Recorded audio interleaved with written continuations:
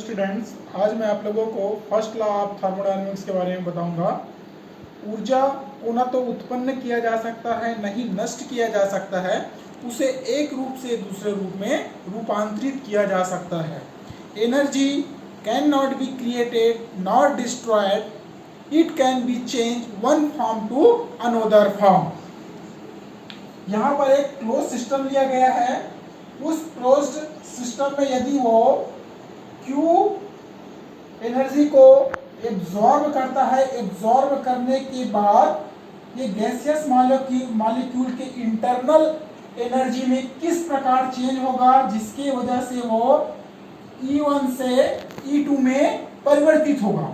E1 से E2 में परिवर्तित करने के लिए उसे कुछ कार्य करना पड़ेगा।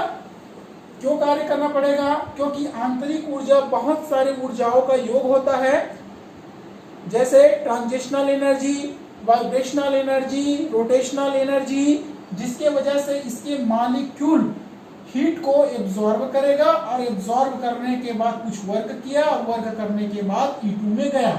तो हम इसको इस रूप में समझ सकते हैं, ये हमारा सिस्टम ए है और ये हमारा सिस्टम बी है। जब सिस्टम ए से बी में चेंज होता है तो उसमें कुछ कार्य होता है, तो ए से बी तक जाने के लिए उसकी आंतरिक ऊर्जा में परिवर्तन, तो इंटरनल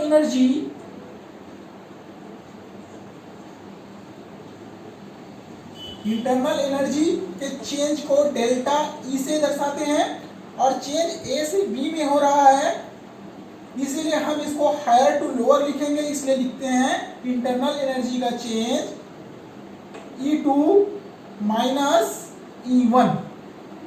अब सिस्टम ए से बी तक जाने के लिए किया गया कुल कार्य कौन सी अवस्था में? इनिशियल अवस्था में। In initial state work done by system. क्या वर्क डन करेगा?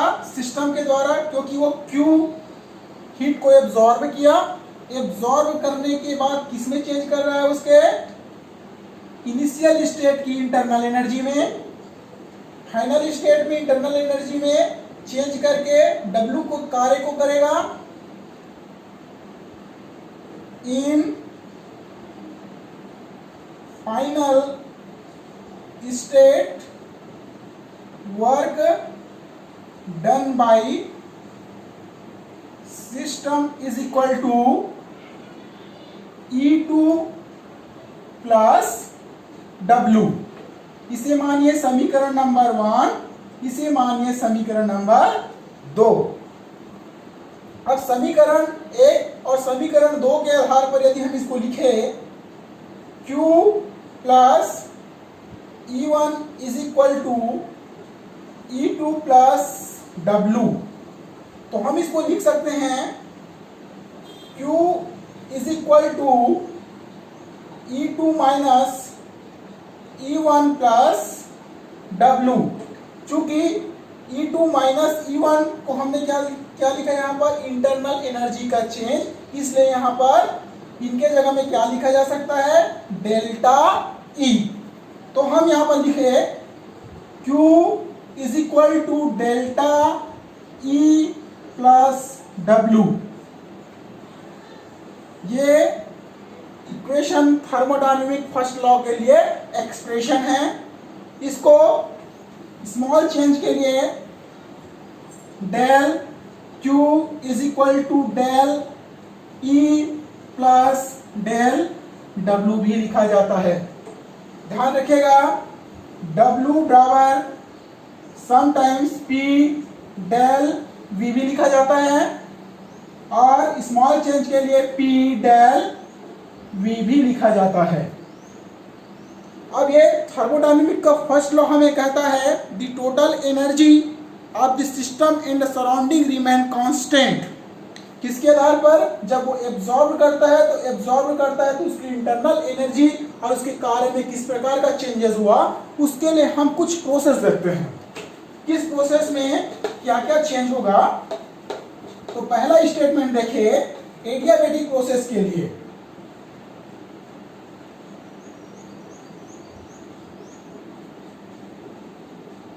Adiabatic process.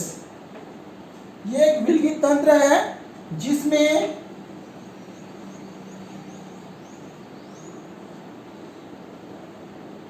ये इंसुलेटेड जैकेट से मिलकर बना होता है, जिसमें मीटर और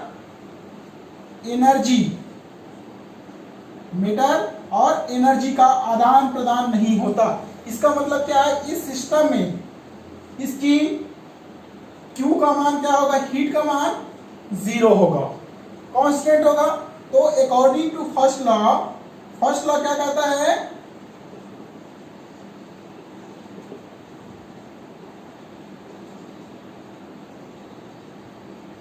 फर्स्ट लॉ कहता है Q is equal to delta E plus W। अब Q का मान एडियाबैटिक प्रोसेस में मीटर और एनर्जी का आदान प्रदान नहीं हो रहा, तो ये Q is equal to 0 delta E plus W। तो हम इसको लिख सकते हैं delta E is equal to minus W। ये होगा दूसरा प्रोसेस हमारे लिए। यदि हम इसी चीज के लिए साइक्लिक प्रोसेस में ले,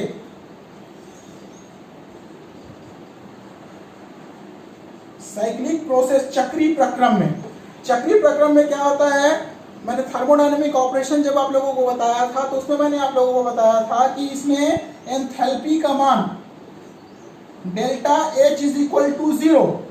अब एंथैल्पी का मान 0 है, इसका मतलब क्या होगा, delta E is equal to 0। उसके इंटरनल एनर्जी का मान भी क्या होगा, 0 होगा। तो हम अकॉर्डिंग टू फर्स्ट लॉ के आधार पर देखते हैं thermodynamics Q is equal to delta E plus W। अब साइक्लिक प्रोसेस में हम देखते हैं इस इंटरनल एनर्जी का मान यहाँ पर क्या है, स्थिर है, इसलिए Q इज इक्वल टू क्या हो जाएगा, W।